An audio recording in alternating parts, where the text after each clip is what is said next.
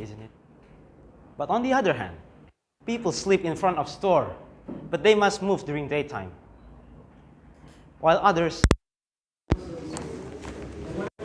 asking for money, or perhaps they beg empty-handed.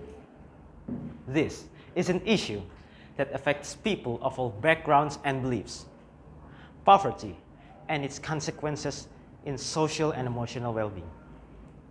Poverty is a big problem that not only affects people's finances, but also by how they feel and how they interact with others. It can make them sad, worried, and lonely. It can make them difficult to form and maintain good relationships. In Indonesia, poverty has been happening for a long time. You can see children who grew up in poverty. They often do not have access to a good quality of education and healthcare, which can limit their opportunities in their life. However, poverty has a significant issue throughout Indonesian history, with its roots can be traced back to the colonial era when Indonesia was still under Dutch rule. Back then, the economy was structured to favor the interests of the colonizers, resulting a significant earning gap within the ruling class and the indigenous population. But time flies. Indonesia reached its independence in 1945. They started to implement programs aimed at reducing poverty and to increase social and emotional well-being.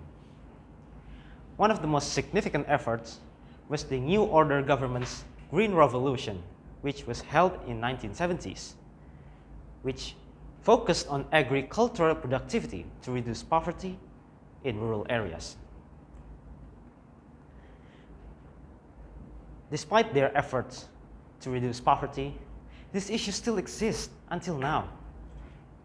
You can see, in recent years, the economic growth has led to a reduction in this issue, but inequalities still exist, especially in rural areas where poverty rates remain high.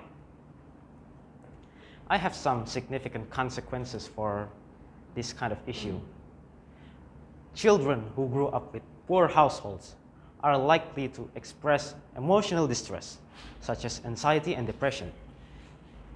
And this issue also contributed to political instability in our country, especially during the post-colonial period.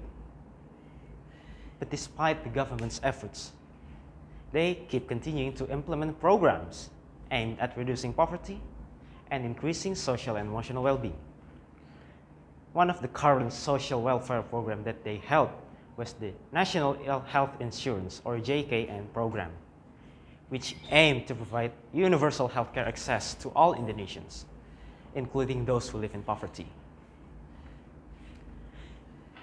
And last, this is an issue that we cannot ignore anymore.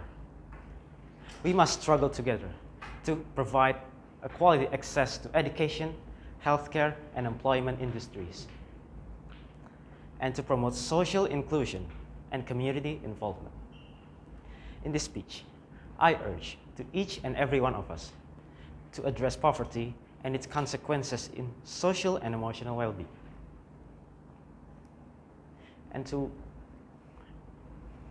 And let's not struggle, let's not turn ourselves into a blind eye for their struggles, but let's extend a helping hand with love and compassion. I'm Muhammad Reknas Effendi. Thank you, and wassalamualaikum warahmatullahi wabarakatuh.